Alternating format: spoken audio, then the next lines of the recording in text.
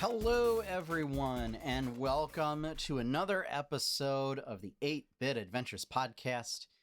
This is episode 265. I am your host, Sean Hayes, and this week we went right from one Spoilercast to another. Our deep dive this week is going to be a review of the Rescue Rangers movie. This is something I've been dreading, and we'll talk more about that in a bit. So if you haven't seen it and you are worried about spoilers, I will give an indication as to when we are going into that segment.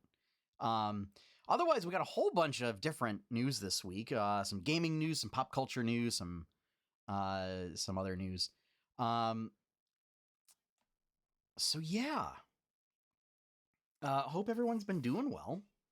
I guess, and before we begin, I didn't have it in the news this week, but I just wanted to wish the design team, and in particular, my dear friend Jonea Kemper, a congratulations for winning. Let me just double check the name of the award. I think it's a Nebula. Hang on. I think it's a Nebula award. Which is a tabletop RPG award.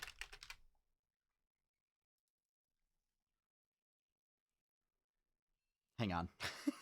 It's jeez. Sorry. I gotta try and find. Yes. So a Nebula Award for game writing for the writing team of Thirsty Sword Lesbians. And my dear friend Jonea Kemper was a member of that team. Congratulations on your Nebula Award. It's very exciting. From what I understand, it's a great sort of smaller scale RPG. Particularly for those who are looking for something less dense than a game, perhaps like White Wolf or Dungeons and Dragons. Much more on the lighter side. So again, congratulations. And those you can pick up at your local game store. They should be in stock. I know our local game store does have copies of it. So yeah. So just trying to put a whole bunch of positive news this week to counteract some of the stuff that's happening in the real world. So yeah. Just because things aren't great out in the real world this week. So let's just trying to put a little bit of light out there to help everybody keep going. So, why don't we get into the rest of this week's news, as far as topics that I actually have slides for. So here we go.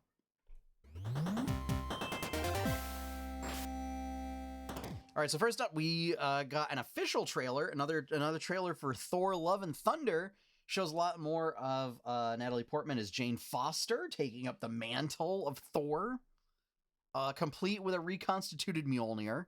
And we also got a bunch of looks at Gorr the God Butcher, who is going to be the villain, played by Christian Bale.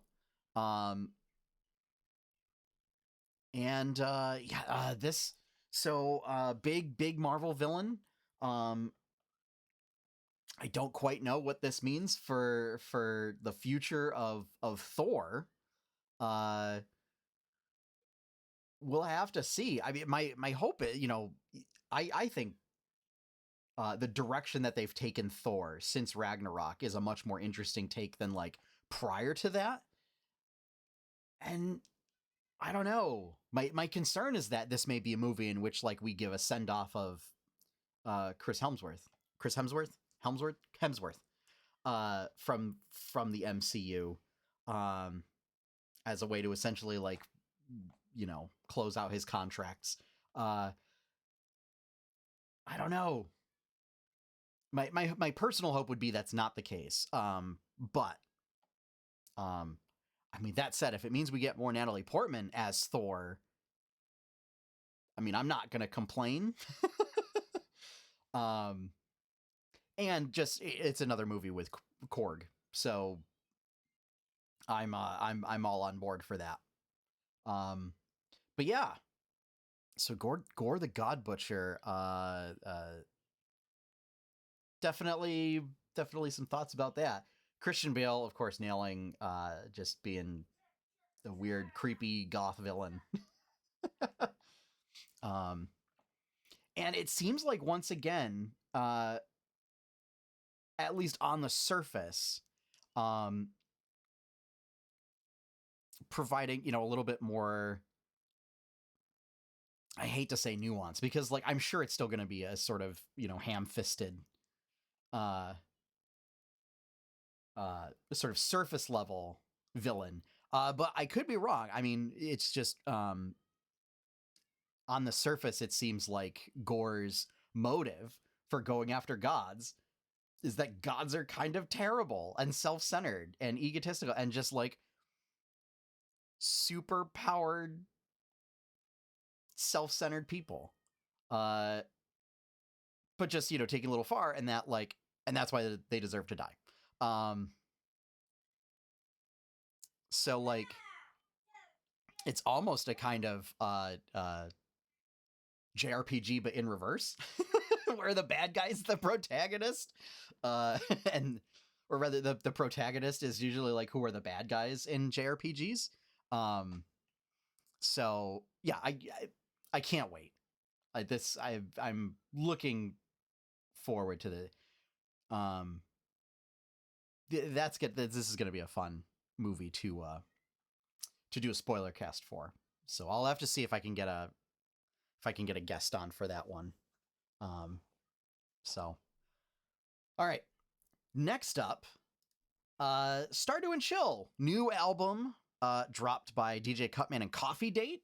For those who watch my art stream, very familiar with those two artists, remix artists, as a lot of the music that I play on that stream are from the two of them. They've released a new lo-fi remix album that features some of Stardew Valley's best loved music tracks. So that's available right now. Here's the best part is as long as you provide credit and links, it's content safe, provided by Game Chops. So yeah, the full album's up on YouTube. It's also on Spotify, Apple Music. It's probably out like Amazon Music, maybe. So go check that out, especially if you're a Stardew Valley fan. It's quite good. And like it's a great group of, Game Chops is a great group of music label for music artists. It's definitely worth supporting. So next up, the Game Workers Alliance, the QA workers union at Raven Software, has formally won their vote to unionize, making them the second formal union in U.S. video game history. So this union was formed in partnership with the Communication Workers of America. What's funny is even after successfully voting, Activision Blizzard continues to maintain anti-unionization messaging and pushing that in their emails and communications to the company. So sneaking in a little Activision Blizzard dig there. But yeah, this is great news. And this is my hope is we start to see this more and more.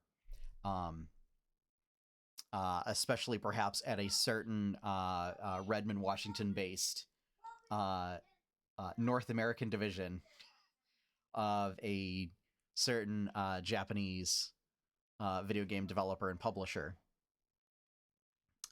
particularly for the contract workers. Unionization only helps workers. And I say this as someone who kind of realized the other day, in my current position, cannot join one. So remember, folks, someone who cannot join a union telling you that unionization is actually good for workers and that they should do it. Someone that like would normally should be opposed to it. So yeah, there's a little bit of irony in that one. Because I'm a manager, so and management can't join unions. So, right. So yeah, congratulations to the Game Workers Alliance, and that department at Raven Software. Who knows? I don't know if those unions are company specific, or if workers from other branches at Activision Blizzard would be able to join that union. Not entirely sure, since it's a little different than like how Hollywood works, where essentially everybody's a contractor. But yeah, at the very least, if it might spark other unions to pop up elsewhere, if it can't just be like one big union. So, all right. Next up, Multiversus. This is wild, folks. So Warner Brothers has released a Smash Brothers like brawler. There's a lot of elements very clearly inspired by Super Smash Brothers and is sort of the Smash franchise. But I think also putting its unique own spin on things. But it's the lineup. The cast lineup is wild. So featuring, for those who are watching this, the people in the thumbnail include Finn and Jake from Adventure Time, Arya Stark from Game of Thrones, Steven Universe and Garnet from Steven Universe, Bugs Bunny, Tom and Jerry, Wonder Woman, Batman, Superman, Shaggy, Velma. It's the list is wild. It also includes like the Iron Giant. So I saw some gameplay. Gameplay looks pretty neat, looks pretty interesting. It looks like this is coming to all platforms except for Switch, probably for obvious reasons. And one of the interesting things is like as the match goes on,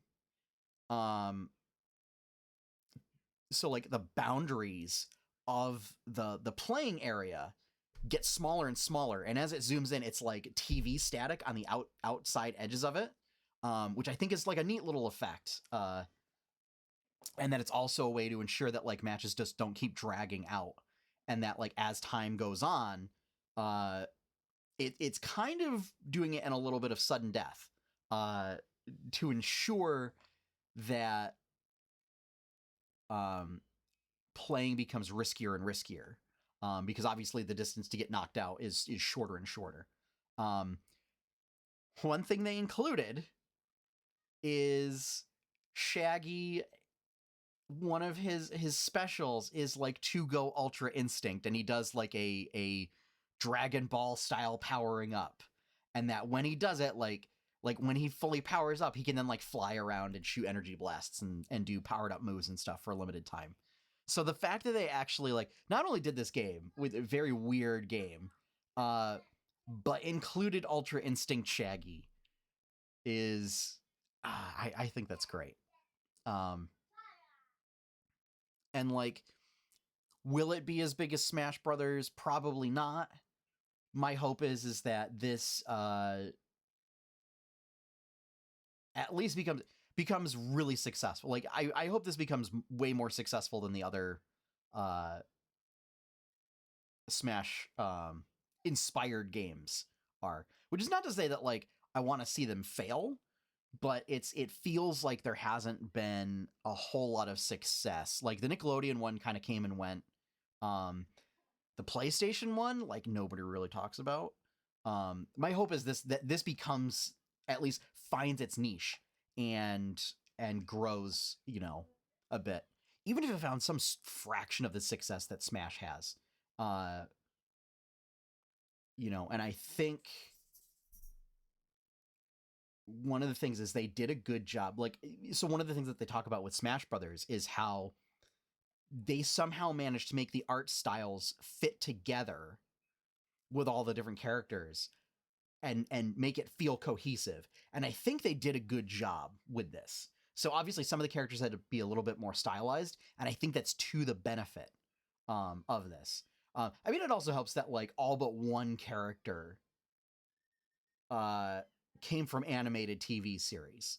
That sort of all can have like similar styles. But yeah, it's just like to watch. Oh, Harley Quinn is one of the other characters. I'm trying to think if I'm missing anybody else. There's like a game specific character that's like Rain Dog or something. But yeah, to watch like Ultra Instinct Shaggy go up against Bugs Bunny is versus Arya Stark is quite the weird sort of thing going on. Or to watch Superman team up with the Iron Giant. That was in the trailer, and that was a really heartwarming moment for a lot of fans to see that. So yeah, that's out now, I believe. So I believe it's on Steam, PlayStation, and Xbox. So yeah. Hopefully, again, people continue to play this. I might even, if it is on Steam, or it might be on Xbox, like for PC or something. But either way, this might be something that, if there's enough interest in it and the roster looks pretty interesting, I might just pick up just for funsies. So next up, Electronic Arts, longtime winner of America's Most Hated Company. The game developer and publisher has been seeking mergers with NBC Universal, Disney, Apple, Amazon. For some reason, they just want to be bought out. And this, this smacks of executives seeing that they have some sort of cash cow that like they could just sell it to somebody else, and looking at somebody who's hungry to consolidate more power, and get their golden parachutes and cash out and then be set for like the next 3 lifetimes.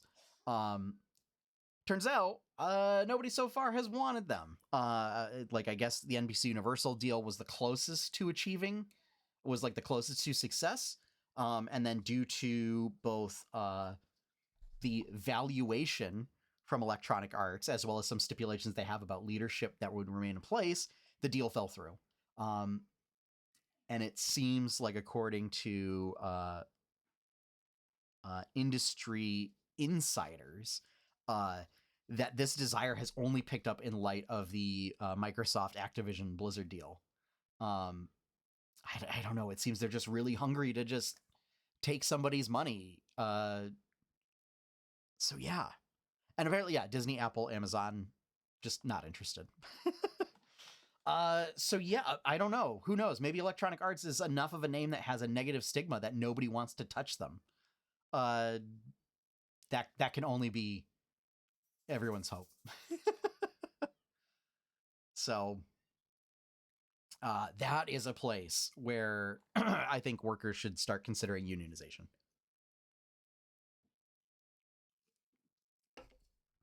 All right, last up,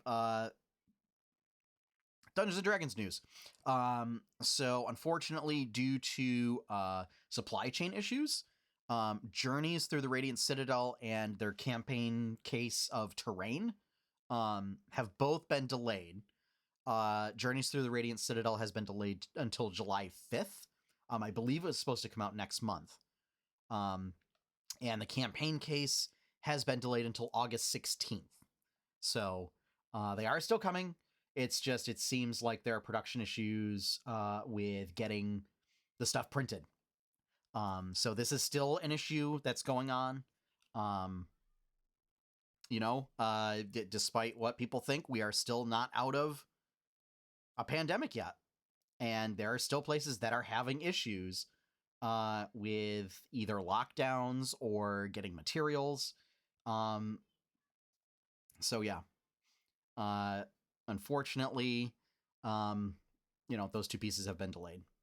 I don't even, like, I remember seeing the announcement for the campaign case,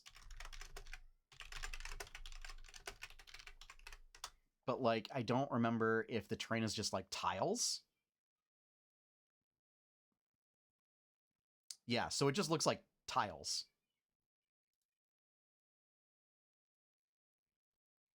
Oh, and like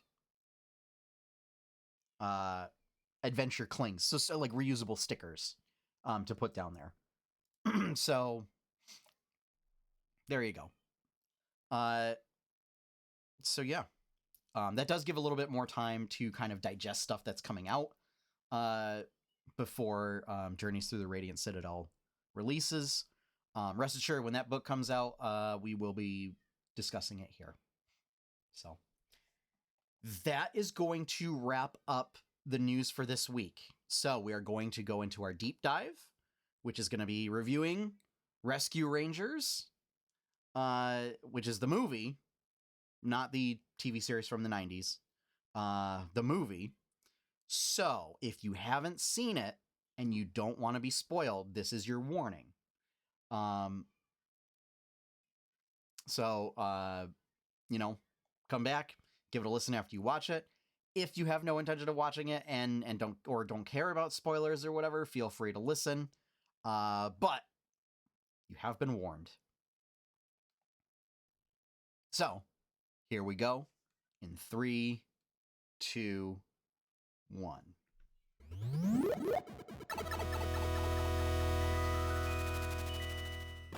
Okay, so I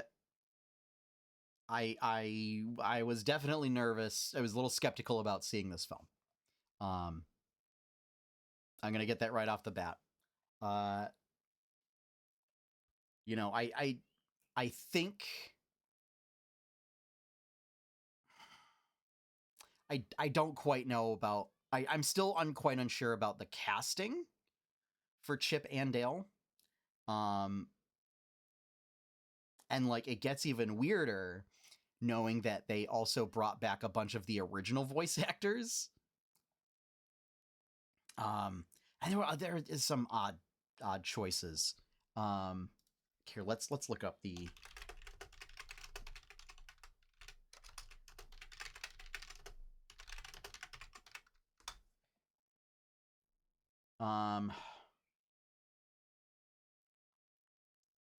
So here we go. Behind the voice actors.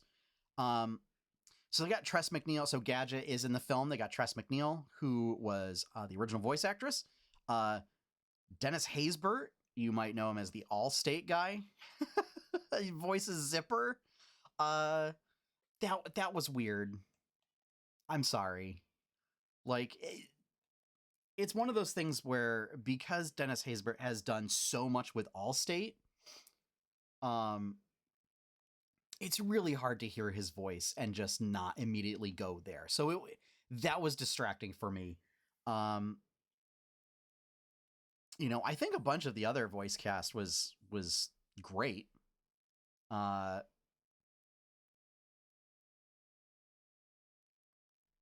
So I'm trying to think of were there any other notable ones? Jim Cummings voiced a whole bunch of stuff.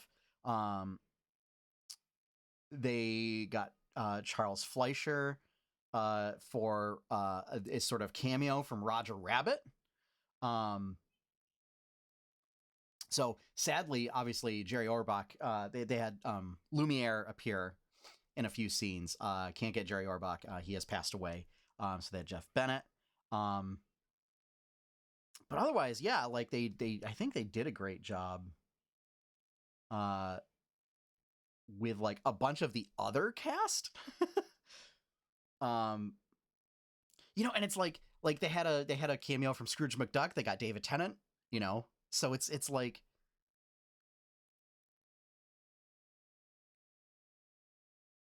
Alan Oppenheimer for He-Man and Skeletor. Like they like obviously they went to, fairly decent lengths to get sort of original voice actors for like a whole bunch of other characters in the film. Um and I don't know, I feel like they should have probably had just like gone with the original, especially since at some point, like at various points in the film, Chip and Dale go into those original voices. Uh so yeah, it was a little distracting having John Mulaney and Andy Samberg voice the two main characters. Um Not a fan of Dale's 3D look. Um the other characters, sort of this um like slightly 3D-ish, but still capturing their 2D look, I really liked. And I think a lot of the blending animation and live action worked out really well in this film, I feel like. Uh, so in terms of like that technical aspect, um, actually felt like a really nice continuation from what we saw in like Who Framed Roger Rabbit. Um, and when in this review, we're going to do a lot of comparison with Roger Rabbit because like it's got a blend of live action and animation, like heavily live action animation. And there's a lot of comparisons to draw between it. Like it's, cartoon characters interacting with, quote unquote real people, as a matter of day-to-day stuff. The fact that like cartoons are made by casting toon characters, in essentially movie productions, right? Um, and like there's some sort of like crime plot, um,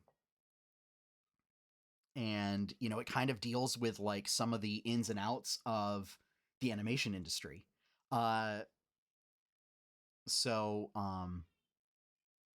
unfortunately, I feel like this was almost like the Rescue Ranger aspect like was secondary, right? Despite the film being called Chip and Dale Rescue Rangers, you could have actually swapped in pretty much like any group of characters, uh, and pretty much had done the same story.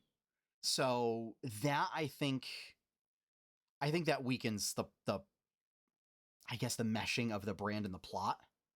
Because like if you could have done this with any group of characters that just like had a show that got canceled, like why specifically do it Rescue Rangers? So that's one thing I have. I think compared to Roger Rabbit, I this is it's a much more straightforward storyline. Um, I think at one point they do like there's clues that point to one character betraying them, um and there's kind of like a disagreement over like who the specific character that's betraying them is, whether it's Ellie or the chief. And it's like, the chief's a cliche, like, but like all the clues fit to pointing to Ellie. And then it actually turns out to be the chief because like it's a trope for a reason, and like they just want to lean into that trope, like, and it's actually called out in the movie for that. But at the same time, it was like, well, okay, well, yeah, you could see this coming a mile away. As compared to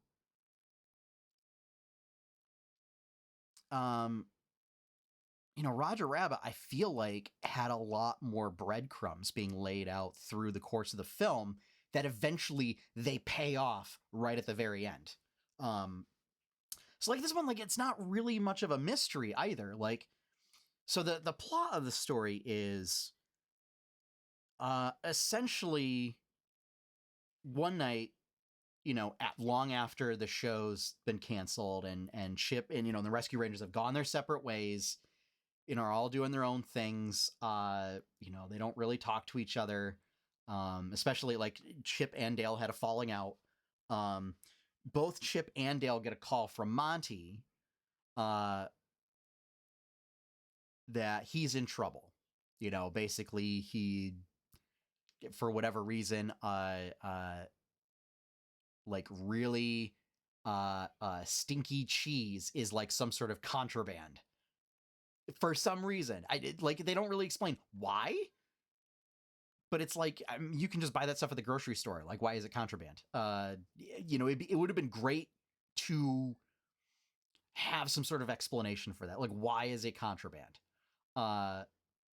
As opposed to just like, oh, well, like it could have easily have been that it's not contraband and it's just Monty just really likes cheese to the point that like he can't afford it and he's just spending too much money on it. But anyway, so essentially he also unclear, like he must have borrowed money from what's known as the Valley Gang,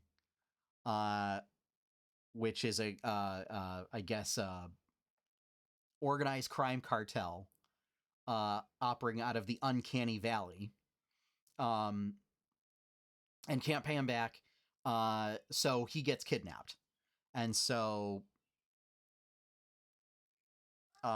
like very early on in the film, like they just go there, like they just start asking around and they just go there and they meet essentially Peter Pan, who is the villain, because basically Peter Pan started growing up, got cast aside. Nobody wants a Peter Pan that grew up, except that was the whole point of Hook. So, I don't know about that.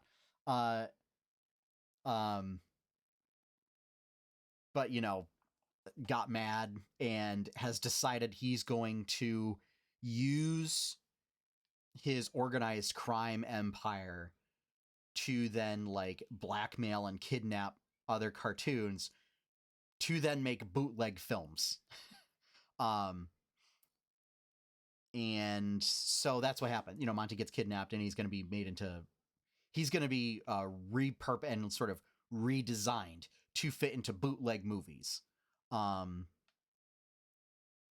then basically they get caught. They get away. They try and enlist the help of the police, and someone at the police department's a crooked cop. So Sweet Pete, Peter Pan, is able to also get there and try and recapture them at every turn. But like that's it. Like that's the plot. Compared to, like, they could have gone more into an actual sort of detective like mystery, like they did with Roger Rabbit, where you have several layers going on and it's almost like an A story, B story, like within a movie, right? So you have this like very personal problem going on with Roger and, this theorized problem going on between Roger and Jessica, which then implicates, which then leads to like the murder of Marvin Acme, which is why, Roger gets pinned for it. That then leads into this thing involving like the purchase and sale of Toontown, or like this interest in Toontown by RK Maroon, which then there's also Judge Doom and his Weasel Gang, who are basically inflicting this very, very draconian style of justice on Toons in particular.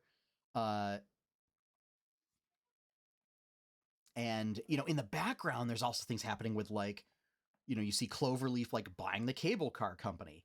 And then at the very end, you learn that like it's, Judge Doom is essentially the sole stockholder of Cloverleaf. He bought the cable car company to shut that down. He's looking to buy Toontown to basically like bulldoze that all and turn it into a freeway to then set up gas stations and stuff to essentially make him money. And incidentally, like becoming a very harsh and like judge, jury, and executioner of justice, quote unquote, to Toons, just is to fill his need for essentially being a serial killer. And it's like there's threads being woven throughout the film, and you are following Eddie Valiant on this way of like piecing the clues together until it all comes out at the very end. And I think like that's what a good mystery is. And that like when you go back and rewatch it, you're like, oh yeah, you can pick the bits and pieces of where things like are first introduced. And in this film, like they just give you the plot. Like in the first, well, they do a whole bunch of exposition as to like how Chip and Dale met, and like I don't know, stuff that I felt like was kind of unnecessary. And like they pretty much just gave away the plot in like the first act. I don't know. I don't know. I feel like it might have been more interesting.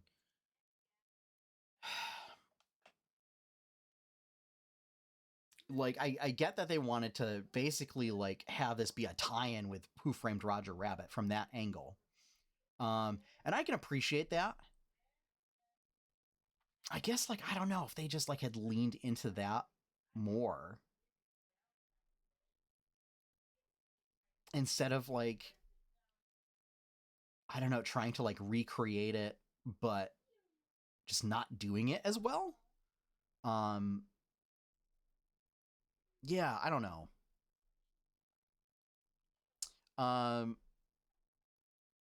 So yeah, I mean, this is basically, unfortunately, this is, I would say, a film. Watch it once. Like, it's not terrible. Like there were moments, there was fun moments in it. But like, it's not a very complex film. I don't think it's groundbreaking.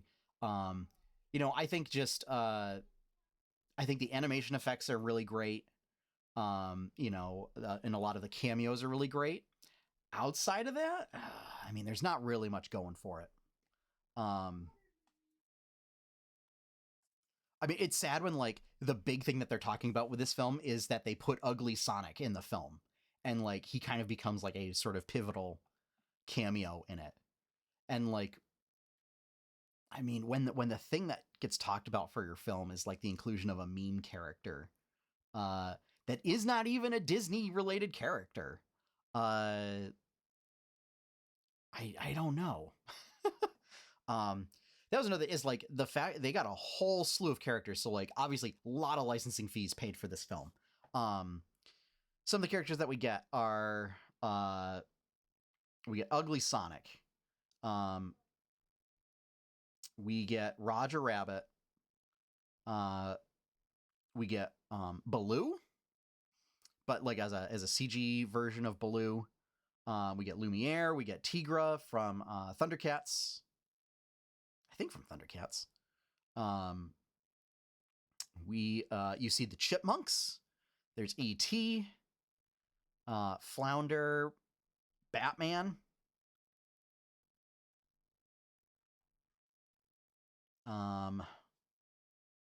We get Scrooge McDuck. We get one of the Lost Boys. Pumbaa. So we get Pumbaa, Mantis, Bob, as like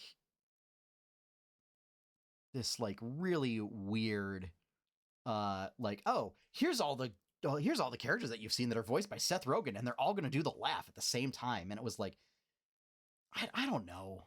It felt like a cheap gag. We get He-Man and Skeletor. Um,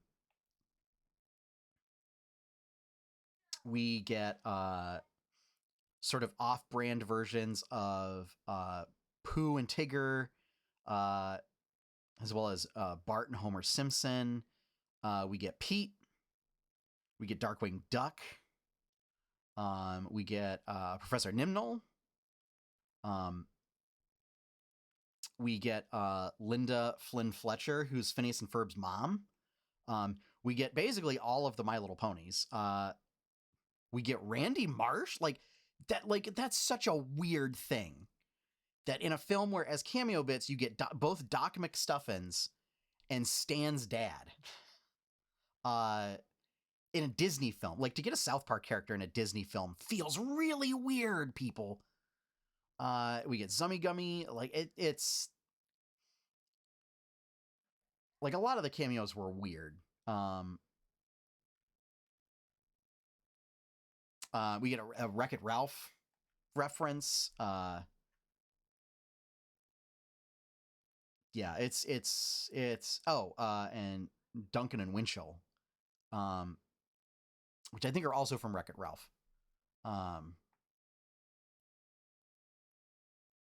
So yeah, there's a lot going on.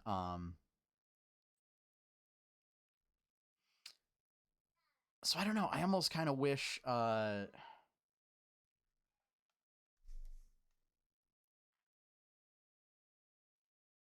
Yeah, I guess I wish that they would have like pulled back less on the just like, hey, we worked together 30 years ago and we had a falling out. And more on just like actual plot development.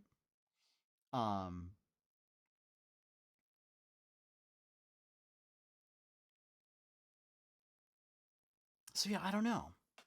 And maybe like if they were actually like,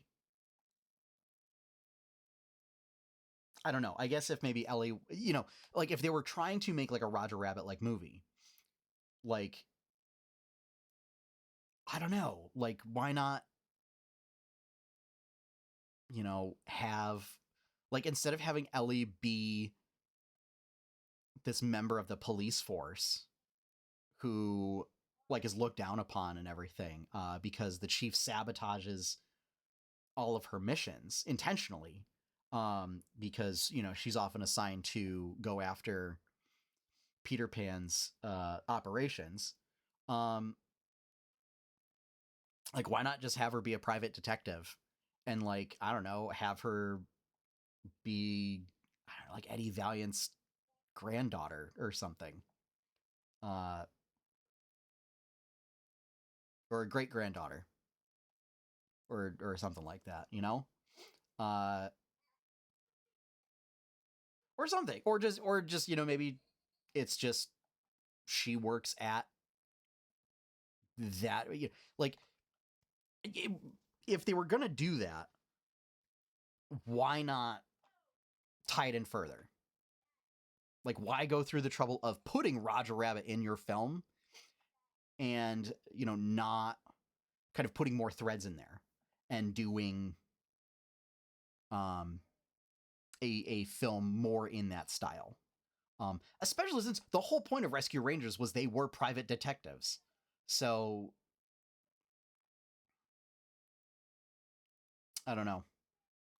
And it's also like they don't get their outfits until like 2/3 of the way through the film, and I guess Dale's already wearing his outfit.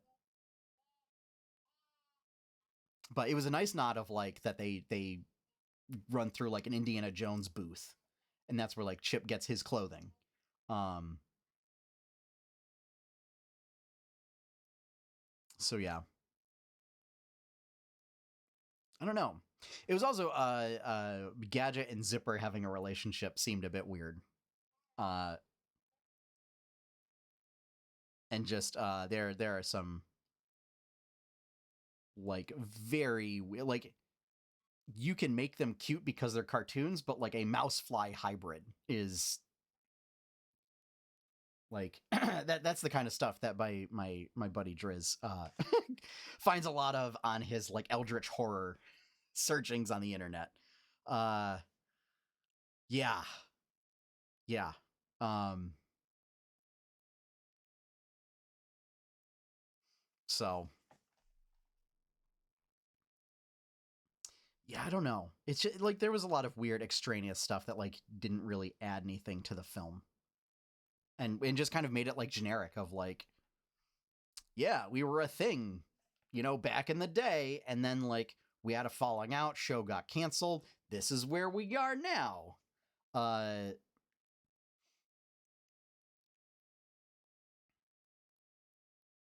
I mean, it almost like here's another comparison, like to compare it to The Incredibles, kind of has a similar vibe, but like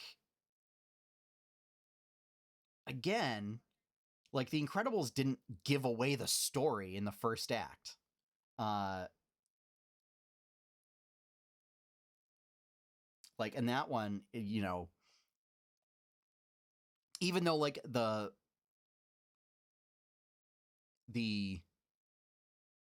I guess initial feeling that causes the motivation, you know, or that causes the actions of the villain were very similar between The Incredibles and this film.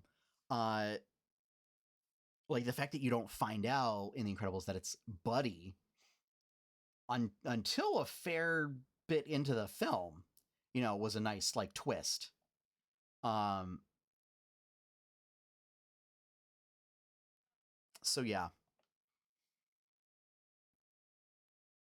I don't know. Like I also think that they could like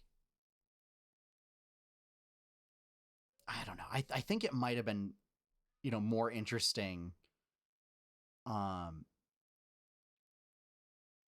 like if they had Fat Cat end up as like an actual mobster in real life sort of a thing. You know, like maybe like actually tie in the show more because like a lot of it's just surface level of like, hey, remember this thing? And like of essentially an actor trying to cling to I guess the one and like trying to revive a project they worked on a long time ago. Uh whereas like nobody else is really interested in it. So like they miss it, but like everyone else kind of moved on. Um I don't know. Also very similar to the Darkwing Duck initial episodes in the new DuckTales series. Um, sort of a similar thing, which is it, you know, funny because it's Jim Cummings voiced that version of Darkwing Duck in the DuckTales series. So, yeah, I don't know. I would say like it was fun to watch once. Um, but you know, like for the cameos and to see the technical stuff going on, um, I don't know if you need to watch it a second time. Like I don't know if I'm gonna watch it again. And ultimately, it was better than I anticipated, but I still think I was disappointed. So, and I could like I didn't really know what to expect from the film either. So like it's not a case where like I really had high expectations going in. Um, I think there's stuff that could have been done to improve the film. Um, so, but also like it's the fact that you could have removed the whole Rescue Rangers angle, swapped in another group of characters like from the Disney afternoon, and you could have made the same film basically. Uh like this could have been like DuckTales. This could have been Tailspin. Uh this could have been Scooby Doo. Like any any cartoon you have where they solved mysteries, which is a lot of them, folks. You could have swapped those in and nothing would have changed. Like, you could have done Scooby-Doo and had it be that, like, the gang split up, and it's Shaggy reaches out, that, you know, because, you know, and say, like, that, you know, or even have it be Scooby, you know, they call people, they reach out, you know, they got a problem with Scooby snacks, and they borrow too much money, can't pay them back, and they get captured to be bootlegs. And so now there's a mystery afoot, gang. Same film. Like, the exact same film. There you go. So congratulations. I've just palette swapped Chippendale Rescue Rangers to be Scooby-Doo. Uh, with minimal effort. You know, maybe have it be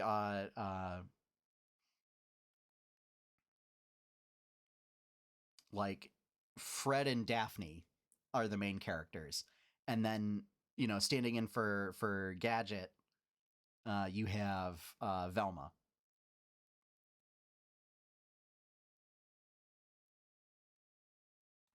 So yeah, I don't know. Yeah, and otherwise you wouldn't have to change any. You wouldn't have to change any of the other characters in the film. So that's where I'm like, that's what's getting me, is that the fact that that it was the Rescue Rangers didn't matter at all for the story. And I think that's a problem, because, like, if that's the case, then why? So yeah, so that's my review. Is that if you're a Rescue Rangers fan, you know, watch it once, go in with low expectations. But just, I wish, like, the sort of the 2D look, but sort of 2.5D model looks really nice. Much better than the sort of furry CGI look for Dale, who is just haunting. Like, it's really terrible. Yeah, no, it's bad. But, like, it's meant to be poked fun at. And just, you know, if you like memes, watch it for Ugly Sonic, I guess. So there you go. That's my review. I don't know if I'd have to give it a rating. Jeez, I'd say like 2 out of 5 pie cakes. Going back to pie cakes here. Yeah. I don't know what it's rated on or Rotten Tomatoes. Now I'm curious to see.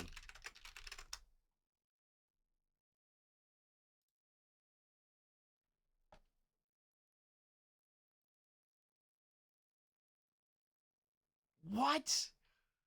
There is no way. 82% audience score and tomato meter. That shocks me.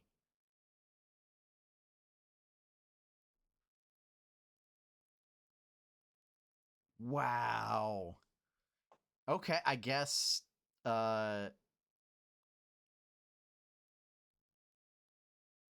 don't know. Maybe I'm wrong. But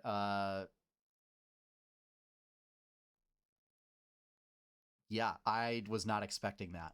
So I don't know. Maybe other folks have a better opinion of it than I do. I think again, the big issue for me is, like, including the Rescue Rangers doesn't matter for the film. You could swap in any other cast of characters and have the same story, and it would basically be the same thing. And, like, rather than, if you're going to do a Rescue Rangers film, like, make it the fact that it's the Rescue Rangers matter to the film. So, but I guess, what do I know?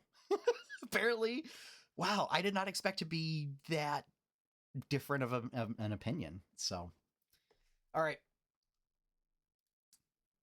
We are all set with that. So let's do a quest log.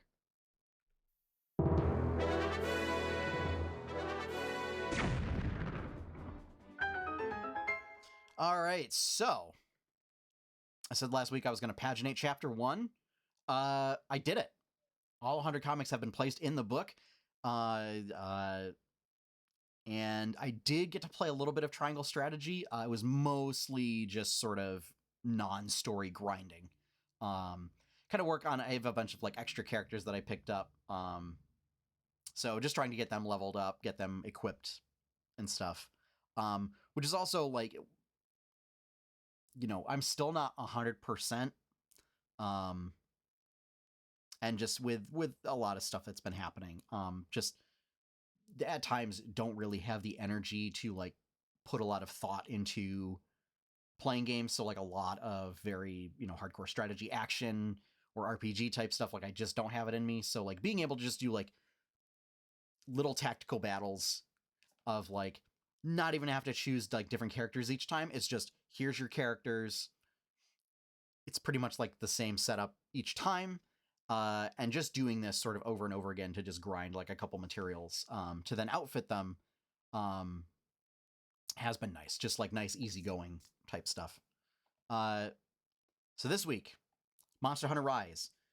Trying to get everything all set for Sunbreak at the end of June. So getting back in, I did a whole bunch of stuff. I've got basically what is likely to be my endgame gear all set. You just need like a proper talisman that gives me the right set of skills and skill slots. And just working on my hunter rank. So like it took me like 1 or 2 missions after not playing for quite some time to kind of get back into the swing of things and the controls and stuff. And like Monster Hunter is kind of the exception for like not being able to put a lot of thought and focus into a game. You know, when I'm not feeling well, because it's one of those comfort games that I have. And for the most part, playing multiplayer with just rando people has been pretty good. There was 1 or 2 missions where like we were just failing hardcore all the time, and I was like, I'm gonna stop and I'm gonna come back to it later. And I did manage to get it done. It was mostly like trying to go after one target and people deciding like, nope, we're going after another one. And, you know, in retrospect, should have pulled off and moved on to the target that they were going for. You know, had I done that, we wouldn't have failed, but you live and learn. So that's for this week. Also going to work on a character page for the book. So the goal is not necessarily to finish it, but just, you know, maybe to like start getting a layout work, maybe like what the actual character portraits are going to be, and like a little blurb. So the idea is like at the start of the book, you open this up and it'll show you basically all of the main characters that appear in that chapter. This is something that Fables does, or did rather, during its run, where they would show you like all the characters that appear in the book and just like a little intro about each of them. Just so that way, like you can see, you know, and just get a little, you know, preview of all the characters. So yeah, so those are my goals. So that is going to wrap things up for this Rescue Rangers spoiler cast. Thank you all for joining me. It's always great to have you here. If you would like to see more content from 8-Bit Adventures, be sure to check out the website over at 8-bitadventures.com. If you would like to help support that content, which includes comics podcasts, you know, sort of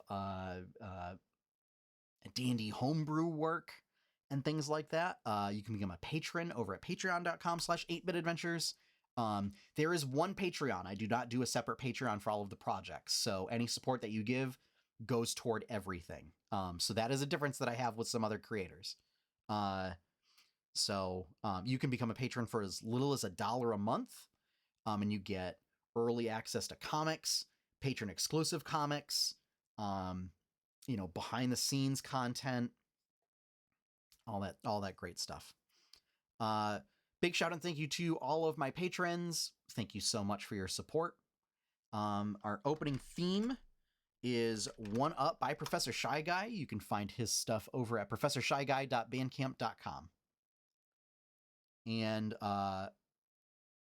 you know what? Just as another shout out, Stardew and Chill available. You can find that over at GameChops.com on their YouTube channel, GameChops, as well as where most music is streamed or sold. So go check out Stardew and Chill. And that is going to wrap things up for now. If you would like to come hang out and chat, there is a Discord server. I posted the link in chat. For podcast listeners, the link will also be in the show notes. So content gets regularly posted there. It's a much better place than on social media. You won't have to deal with algorithms deciding when you get to see stuff. It's just when it gets posted, and you get a notification for it. So I miss the days of when a timeline was actually chronological. So that's going to wrap everything up. Thank you all for joining me. Please continue to mask up and stay healthy if you can. And as always, have fun, happy gaming, and enjoy your pie cake.